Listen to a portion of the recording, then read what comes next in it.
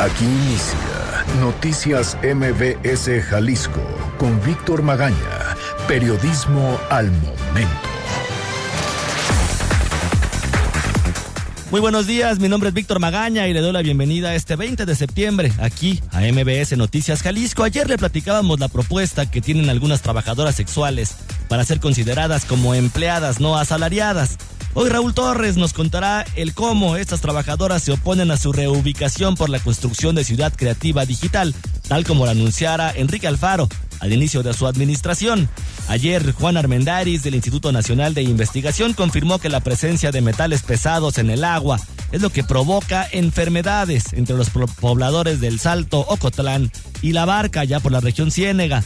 Según el informe presentado por varias organizaciones civiles, más del 62% de lo enunciado en los informes de Guadalajara y Zapopan fueron engañosos.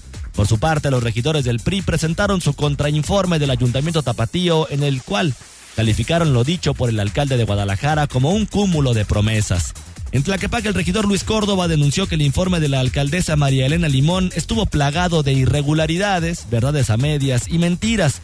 Por cierto, este medio buscó mediante su oficina de comunicación social el costo de dicho informe y hasta el momento no hemos obtenido absolutamente ninguna respuesta.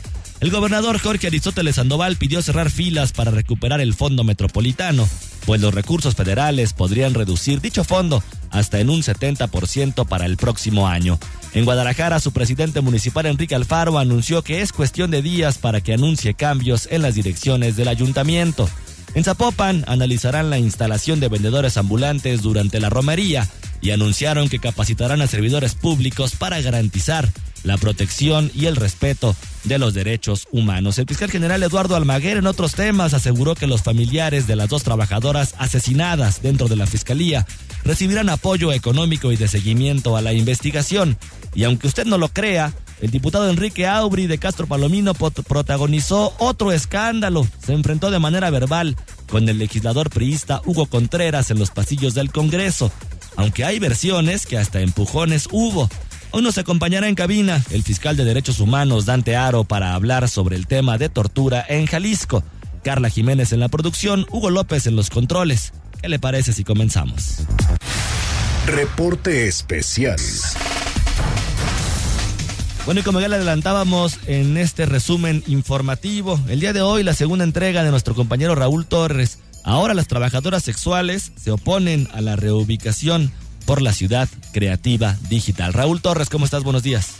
Buenos días, Víctor. Buenos días al auditorio. Y sí, ayer hablábamos del proceso legal que sigue en un grupo de trabajadoras sexuales de Guadalajara para obtener un amparo que obligue a las autoridades a reconocerlas como trabajadoras no asalariadas, lo que les daría certezas jurídicas que les permitieran incluso evitar que las expulsaran de los sitios en que laboran, como el Parque Morelos, donde aparentemente avanza inevitable la Ciudad Creativa Digital. Aunque hasta el momento la autoridad municipal no ha realizado operativos en contra de las mujeres que utilizan el Parque Morelos y algunas zonas aledañas de San Juan de Dios para ejercer el trabajo sexual, desde el 10 de octubre de 2015 el alcalde de Guadalajara, Enrique Alfaro, anunció que serían reubicadas, y por lo que se mantienen en alerta, pues se han hecho operativos en otras zonas del centro tapatío.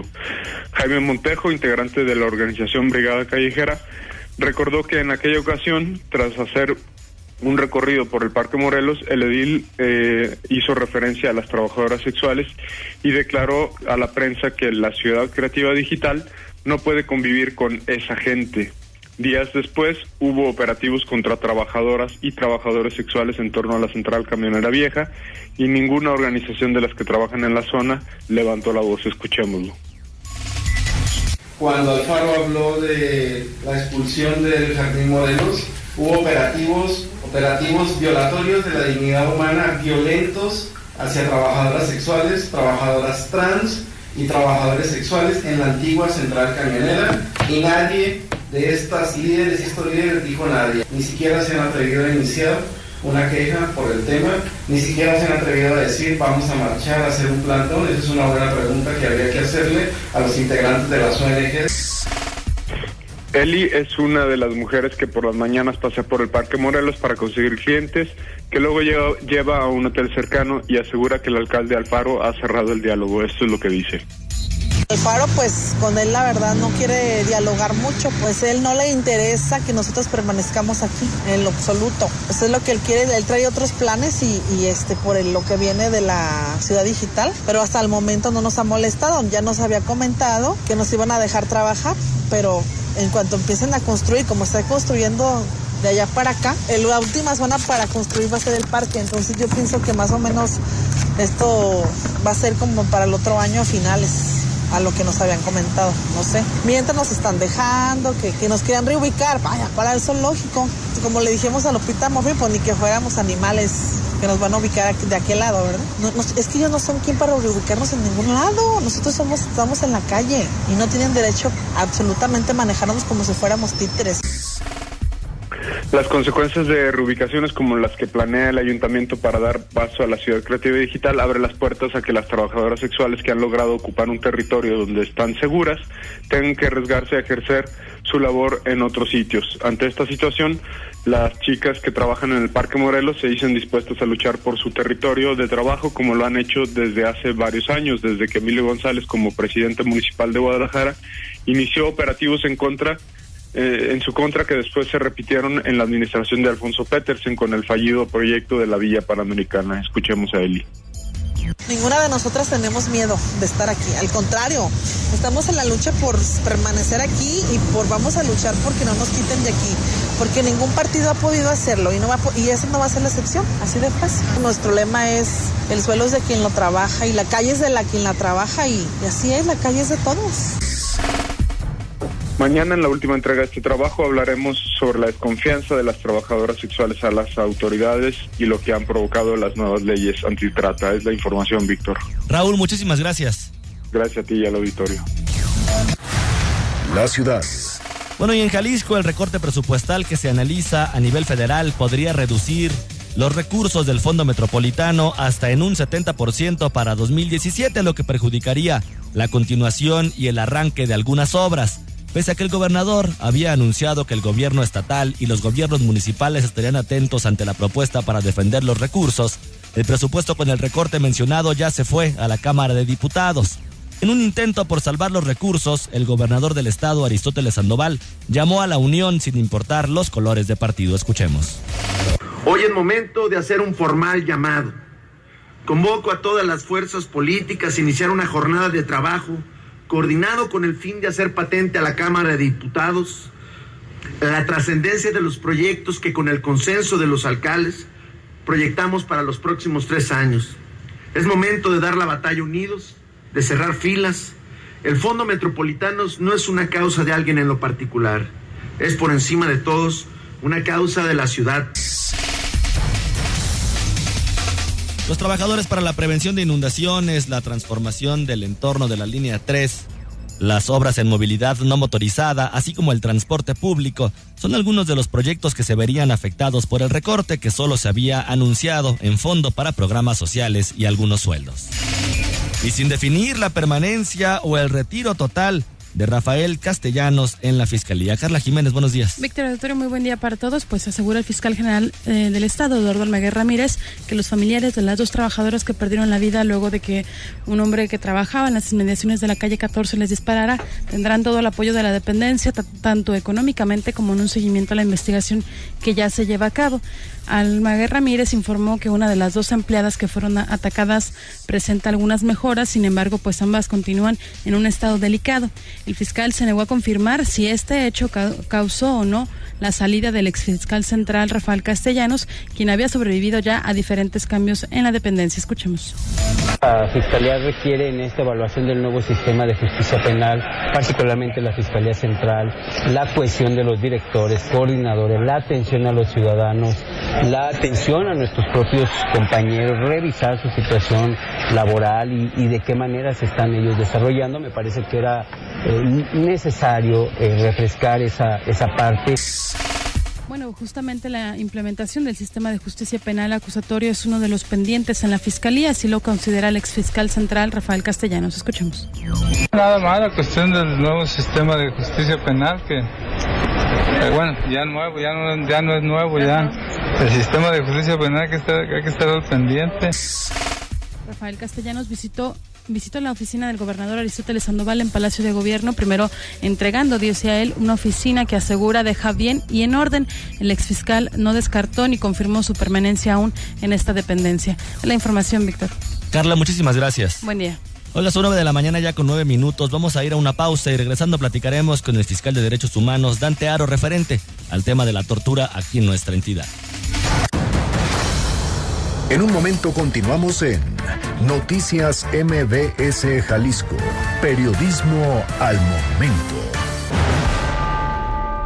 Comunícate con nosotros a los teléfonos 3629-8248 o 3629-8249. Estamos para escucharte. La entrevista del día en Noticias MBS Jalisco.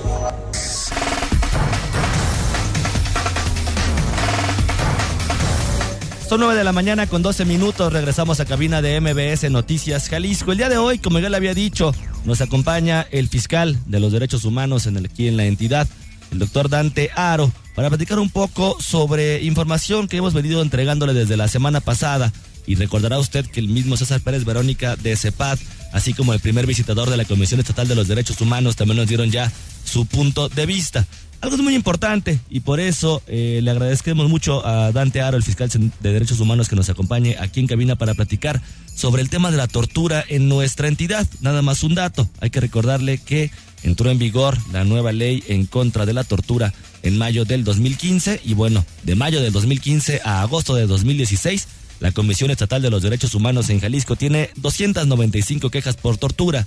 De esas presentó, dicen ellos, 132 denuncias penales, y las demás dieron vista al Ministerio Público y algunos jueces o algún otro servidor público, según datos de la Comisión Estatal de los Derechos Humanos en nuestra entidad. Fiscal Dante Aro, ¿cómo está? Muy buenos días. Muy buenos días, muchas gracias por la invitación, gracias Víctor, y sobre todo un saludo para todos los radioescuchas. Gracias. Dante, ha habido una serie de información que nosotros hemos ido publicando, y como ya te lo comentaba fuera del aire y también aquí en estos micrófonos, que nos han dado tanto la Comisión Estatal de los Derechos Humanos como la misma CEPAD, y como tú en alguna entrevista la semana pasada, donde hasta la semana pasada por lo menos había 11 averiguaciones previas por tortura en la entidad. ¿Esto es correcto? Bueno, a ver, tenemos que nosotros decir que la parte correspondiente a los números tiene que ver de hacer una diferenciación entre quejas y recomendaciones. Hay que hacer la diferenciación. Las quejas obviamente las puede presentar cualquier persona, cualquier ciudadano que se sea agredido o que crea, al final de cuentas, que se haya cometido una irregularidad. Pueden hacerse directamente en la Comisión Estatal, la Comisión Nacional de Derechos Humanos. En ese sentido hay la parte correspondiente, y las quejas en ese sentido inmediatamente, como bien lo señalas, en la ley que está en vigor desde mayo del 2015, que efectivamente tiende a erradicar, y hay una obligación, sobre todo en el artículo 11, de que cualquier funcionario público que tenga conocimiento de que hay una tortura tiene que hacerlo a vista de presentar ante la agente del Ministerio Público. Aquí quiero yo aclarar que en la numerología que nosotros platicábamos con la periodista Fátima, al final de cuentas hubo, y yo quiero reconocer pues a lo mejor un malentendido. Nosotros hablábamos de las recomendaciones, las conciliaciones aceptadas, pero no en materia de tortura, porque efectivamente en la tortura no se puede conciliar, es un delito de lesa humanidad y que a final de cuentas no se puede conciliar. Lo que nosotros hablamos es de otro tipo de recomendaciones. Por ejemplo, hago la parte de la aclaración. En primer término, no tenemos que confundir la protección internacional de los derechos humanos con el derecho penal. Aquí la tortura puede procesarse de violación a los derechos humanos y puede procesarse como delito. Y en este sentido es cuando debe de tasarse, en esa primera diferenciación. Efectivamente, los datos que nos otorga la Comisión Estatal de Derechos Humanos, que tenemos una muy buena relación, sobre todo con la gente de vinculación, la primera visitaduría, con el presidente, con todos los que integran este organismo protector de derechos humanos. Efectivamente, durante el 2016, 109 quejas se han dado, y de estas 37 se han entrado por tortura, ¿Qué significa esto? Que se están estudiando las correspondientes, porque en la parte que tiene que ver con un delito, con el derecho penal, es el agente del Ministerio Público junto con la policía investigadora los que van a venir a determinar. Muchas de ellas entran por tortura, pero a final de cuentas puede haber la tasación de que al final no se cometió tortura como se señala específicamente en las relaciones internacionales, en el Código Penal del Estado de Jalisco, sino son la parte de abuso de autoridad, lesiones, privación ilegal de la libertad, principalmente la parte que tiene que ver, pero eso desde luego nos conlleva a que en este nuevo sistema de justicia penal tenemos que redoblar esfuerzos y tiene que estar la gente, específicamente los agentes del Ministerio Público y la policía investigadora totalmente capacitados para que esta deleznable práctica se destierre. Hay que decirlo que en esta nueva etapa de la Fiscalía General se ha aceptado por primera vez por parte de la Fiscalía que existe la tortura y se han dado ya algunas situaciones, averiguaciones previas iniciadas y sobre todo consignadas para poder empezar a transitar esto que por décadas se ha venido presentando. Dante, y perdón que te interrumpa, dices que hay 37 averiguaciones por tortura. ¿No? Bueno, son de 100, la comisión efectivamente son 297 quejas, en el 2015 fueron 188 y en el 2016 109, y de estas 109 ahorita 37 están por tortura, se están dando, y las otras están tasándose. Abuso de autoridad. Sí, lesiones, privación ilegal, es decir, se está tasando que la gente del Ministerio Público la está calificando. Así es. Ahora, la semana pasada, perdón que te interrumpa, la semana pasada el primer visitador de la Comisión Estatal de los Derechos Humanos aquí en Jalisco nos daba una cifra parecida. Él nos decía 295 quejas por tortura. Nos explicaba que precisamente podía entrar como esta confusión de que un tema de abuso de autoridad se podría ser considerado, o por lo menos la víctima lo podría considerar así, y luego finalmente la ley decía que no. Pero el primer visitador nos decía que ellos habían presentado 132 denuncias penales por tortura ante la Fiscalía General, comprobadas por la comisión como un hecho de tortura. Sí, efectivamente, en la parte que tiene que ver con la violación de los derechos humanos, se está de alguna manera tasando. Sin embargo, lo marca el artículo 21 constitucional, el agente del Ministerio Público es el que va de alguna manera a determinar qué tipo de delito se sigue para poder darlo en el proceso penal a lo que es al administrador impartidor de justicia, que es el juez. Es decir, aquí lo que nosotros estamos viendo es que efectivamente tenemos nosotros por abuso de autoridad averiguaciones previas iniciadas en el año 2015, 671, y en el año 2016, 303. Es decir, de estas 303, aproximadamente un 20%, 15-20%, se han dado ya en este nuevo sistema. Es decir, son carpetas de investigación que tendrán que acelerar. De ahí la parte de la importancia del anterior sistema de justicia, pues era obsoleto, tardado, de alguna manera hacía obviamente una serie de fallas, por eso la necesidad de cambiarlo, y hoy estamos apostando a que efectivamente en la parte de lo que es las pruebas que son antijurídicas, es la parte de tener confesiones por tortura. Es decir, cualquier documento, cualquier valor probatorio que haya sido causado violando los derechos humanos, se considera seriamente antijurídico y no va a ser de alguna manera necesario, es decir, va a ser desechado a la manera que lo dice la teoría estadounidense de la teoría del árbol envenenado, que el fruto del árbol envenenado, pues desde luego que no va a proceder, y en ese sentido es la parte, junto con la sanción correspondiente, cero tolerancia, como ha dicho la parte del fiscal general Eduardo Almaguer, y la capacitación, lo que va a venir a quitar esta práctica que hay que reconocer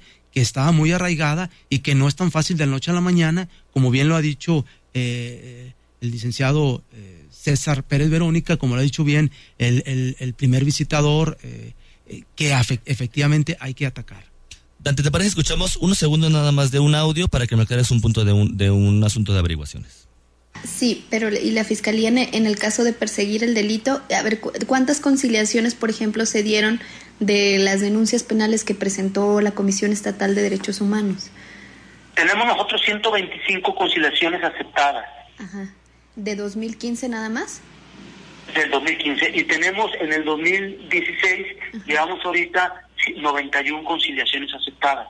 Ajá. De las denuncias. Hay algunas, sí, de las denuncias. Hay algunas que están de las que se han recibido, que están en periodo de investigación, es decir, se está de alguna manera trabajando en la parte del desahogo de las diligencias. Tenemos nosotros, para la parte que tenemos que ver de quejas archivadas. Te mencionabas tú la semana pasada 125 conciliaciones en el 2015 y 91 en el 2016. ¿De qué conciliaciones estamos hablando ahorita? Bueno, son todo tipo de conciliaciones. Nosotros lo que hacíamos es el informe de vinculación del área de Dirección General del Centro de Vinculación y Seguimiento de la Defensa de los Derechos Humanos, que depende de la Fiscalía General. Es decir, es un área específica que atiende las recomendaciones tanto de la Comisión Nacional como la Comisión Estatal. Nosotros nos referíamos a todo tipo de conciliaciones, desde agresiones, quejas, malos entendidos, una serie de situaciones que teníamos. Nosotros actualizamos, porque eso me lo preguntó antes de que hiciéramos el cierre del mes, y hoy tenemos ya el cierre del mes. Estamos hablando que tenemos por ejemplo, de las quejas archivadas, que ya se agotó el procedimiento y que en conciliación con la Comisión Estatal, 210, a final de cuentas de las quejas recibidas que se han dado, 271, las recomendaciones emitidas a la fecha, tenemos 13, de las cuales 3 son específicamente por tortura, 2 para la parte que tiene que ver con la Fiscalía Central y una para la Comisaría Estatal de Seguridad. Y aquí donde viene la parte que tiene que ver con las conciliaciones aceptadas en lo general, tenemos a la fecha la parte de 107 en lo que va el año, y el año pasado se dieron 125 conciliaciones aceptadas, es decir, entre el quejoso, entre el funcionario público.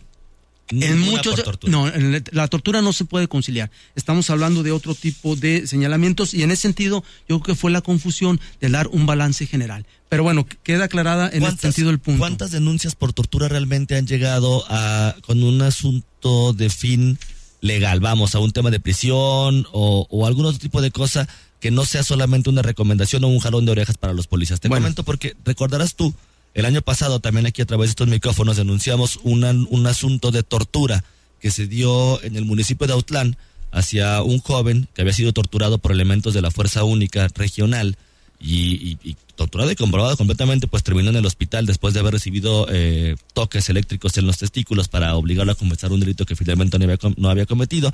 Y al final solamente se dio a conocer que la Fiscalía que la Comisión Estatal de los Derechos Humanos había emitido una recomendación y que la Fiscalía solamente había cesado a estos elementos. Prometieron ellos dar algún tipo de seguimiento, pero la verdad es que hasta la fecha, Dante, yo no recuerdo algún tema o algún caso específico de tortura, y te agradecería si tú me lo pudieras recordar, donde realmente se llega a un tema de prisión. Sí, en septiembre del 2015 se tiene la primera sentencia por parte de un juez mixto, en donde condena caso de tortura por caso de unos policías de Tala.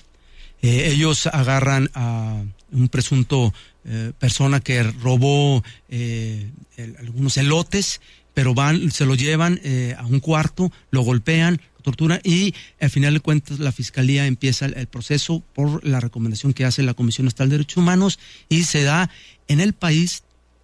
Estoy en ese sentido casi en lo cierto, pero en el estado de Jalisco, en la primera sentencia por tortura en contra de un funcionario público, en este caso policía, que se da.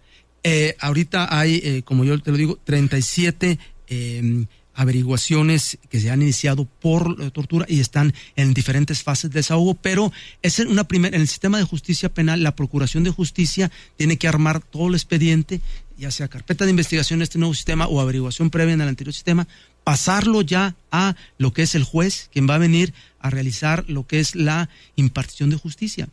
En ese sentido se está dando. ¿Por qué la diferencia? ¿Por qué 37 averiguaciones lo que tiene la Fiscalía sobre tema de tortura, específicamente contra las 132 denuncias penales que ha presentado la Comisión Estatal de los Derechos Humanos? A ver, porque al final de cuentas el que está señalando, vuelvo a repetir, nosotros quisiéramos que hubiese la parte de entendimiento que el Ministerio Público, tasando todas las cuestiones según su preparación, señala que efectivamente hay este número de casos que se da la configuración de la tortura. En este caso estamos hablando del artículo 154 del Código Penal del Estado de Jalisco y el abuso de autoridad del artículo 146. Ahora, quiero decir que es un gran trabajo. Nosotros hemos venido con la clara decisión de que pues no se quede impune esto, y estamos decididos nosotros a seguir impulsando con la parte de capacitación. El funcionario público tiene que tener todas las herramientas para poder realizar bien su trabajo, y si no las tienes, pues mejor que se vaya. Eso ya es una instrucción. Y quiero decirte que en ese sentido se ha elevado del 2015 al 2016, es decir, en esta parte, digamos, un poco más de 3,000 servidores públicos capacitados en temas que tienen que ver con derechos humanos, servicio público y la parte que tiene que ver con esto. Dante, una sola sentencia se ha dado aquí en Jalisco. Vamos a una pausa, regresando platicamos sobre cómo hacer la denuncia en caso de que alguien sufra de este mal, y bueno, y también platicar un poco porque sabemos que Jalisco también es uno de los primeros lugares en el país con este tipo de problema. En un momento continuamos en Noticias MBS Jalisco. Periodismo al momento. Escríbenos a nuestras redes, @MBS Jalisco en Twitter o Noticias MBS Jalisco en Facebook y sé parte de la información. La entrevista del día en Noticias MBS Jalisco. Estamos platicando con el fiscal de Derechos Humanos, Dante Haro, aquí en los micrófonos de MBS Noticias Jalisco sobre el tema de tortura. Antes de irnos a la pausa, fiscal, usted nos explicaba por qué la diferencia de las 132 denuncias penales que ha emitido la Comisión Estatal contra las 37 averiguaciones que están teniendo ustedes. El año pasado, como ya lo habíamos dicho, que se instauró o que entró en vigor esta ley para prevenir y erradicar la tortura en el estado de Jalisco, que precisamente capacitaba o más bien daba como la facultad a cualquier funcionario público, así como a la Comisión Estatal de los Derechos Humanos, para presentar una denuncia formal en caso de una queja por tortura. ¿Contra qué o de qué otras cosas se está facultada la Comisión Estatal de los Derechos Humanos para presentar denuncias penales? Porque de esas 37 que tienen ustedes, pues hay prácticamente 100 más denuncias penales que ha interpuesto la Comisión Estatal de los Derechos Humanos, y por lo menos hasta donde yo me quedé en el tema de la ley, solamente podían hacer precisamente como un tema de recomendación. Sí, bueno, efectivamente hace falta engrosar las facultades de las comisiones defensoras de derechos humanos, que tengan más dientes, engrosar, que no solamente sea una recomendación, sino una parte que también que tenga vinculación para poder sancionar. Es un tema que tendrá que verse en el legislativo, es decir, a nivel nacional y a nivel local. Lo que nosotros estamos viendo es que efectivamente aquí cuando una persona se sienta menoscabada, se sienta ofendida, o que haya sido, en este caso, él o un conocido que haya sufrido una violación a sus derechos, ya sea por tortura o por abuso de autoridad, que inmediatamente acuda a la Fiscalía a través de la Dirección General de Contraloría y Visitaduría, donde se abre un expediente. No necesariamente tiene que acudir a la Comisión Estatal de Derechos Humanos. Hay órganos de control que se tiene que dar. Cuando entra ya a un órgano especializado, defensor de derechos humanos, como son las comisiones, en este caso la Comisión Estatal, desde luego que hay una serie de procesos de investigaciones que hacen en el mismo sentido. Se tiene que descartar que efectivamente la persona que acude tenga, que haya sufrido el menoscabo. Se tiene que hacer una serie de investigaciones a través de los análisis, ya sea médicos, de entrevistas, una serie de cuestiones, y entonces sí, ya es cuando se da. Yo hablo que tenemos 37 quejas por tortura que se están ahorita trabajando, de las denuncias que se han venido presentando, de las cuales 25 se han dado en contra de la policía investigadora. Hay para gente del Ministerio Público, hay para la parte que tiene que ver para el área de Fiscalía Regional, Fiscalía Central. Al final de cuentas, estas quejas por tortura tendrán que hacerse la parte de la investigación correspondiente por el Ministerio Público a través de una carpeta de investigación en el caso de este nuevo sistema. Pero las recomendaciones que otorga la Comisión Estatal de Derechos Humanos es cuando ya hay una investigación exhaustiva por parte de su personal. Hemos recibido en este 2016 3 que han sido 2 en contra de la Fiscalía Central y una en contra de el comisario de secretariado de la Policía Estatal. Pero finalmente son cosas paralelas, ¿no? Son cosas que van como a la par, pero una cosa son las recomendaciones, como lo estás diciendo, y otra cosa son las averiguaciones que ustedes tienen que, o que la Fiscalía tiene que empezar a realizar una vez que la Comisión Estatal de los Derechos Humanos interpone como la primera queja y luego, bueno, de ahí deslindar si efectivamente es un caso de tortura o es un caso de abuso de autoridad o solamente es un caso de pero las recomendaciones son ya cuando se ha hecho más allá de una queja, porque una queja llega una persona y está golpeado y señala que tal policía o que tal funcionario le causó eso. Tiene que investigarse que efectivamente haya eso. En las recomendaciones ya hubo un estudio de investigación muy bien acreditado, y en ese sentido hay que decirlo que el año pasado recibimos en el 2015 9 recomendaciones, en el 2014 6 recomendaciones, es decir, se ha venido trabajando, y estos casos de recomendación, te lo digo, que en esta nueva etapa de la Fiscalía General han sido los mínimos, es decir, se ha dado la parte reactiva, es decir, no permitir, cero tolerancia a la corrupción, cero tolerancia a que se permitan estas prácticas, y la parte preventiva, que es otorgar los instrumentos, reconvertir al funcionario, prepararlo, darle los cursos, que no es cosa menor cuando en un ámbito de 13,500 funcionarios, desde luego se tiene que dar, se está trabajando. Pero que finalmente estamos hablando de por lo menos 4 quejas por tortura en lo que va del año, mes tras mes, con las 37 que está señalando.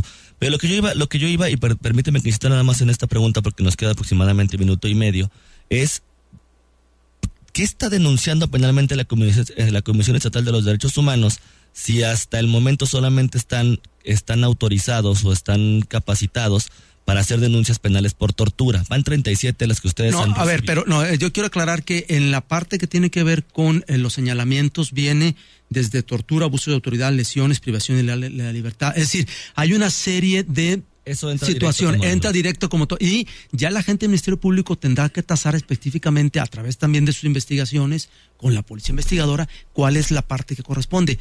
Por eso la importancia de tener bien capacitados con protocolo de Estambul, con la serie de manuales, con una serie de protocolos a el personal que trabaja en la Procuración de Justicia para poder realizar un buen servicio, y eso es lo que nosotros estamos impulsando. Fiscal, ¿algún número telefónico donde puedan hacer la denuncia directamente con ustedes?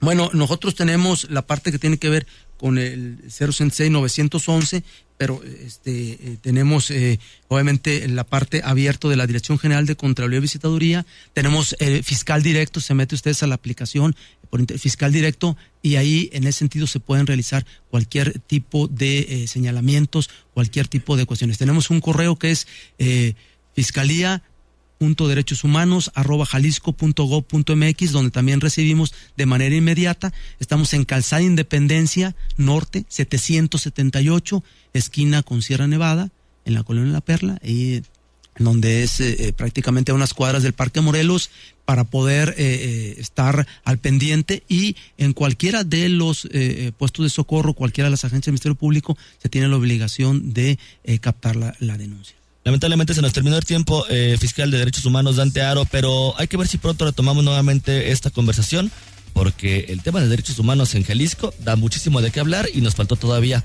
todos los pendientes que hay, tanto por parte de la Fiscalía como de la misma comisión y de, la sociedad en general. Muchas gracias, un saludo, gracias, Víctor.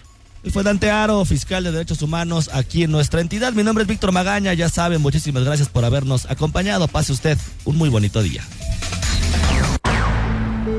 Por hoy, Noticias MBS Jalisco ha concluido su transmisión. Lo esperamos de lunes a viernes por esta estación.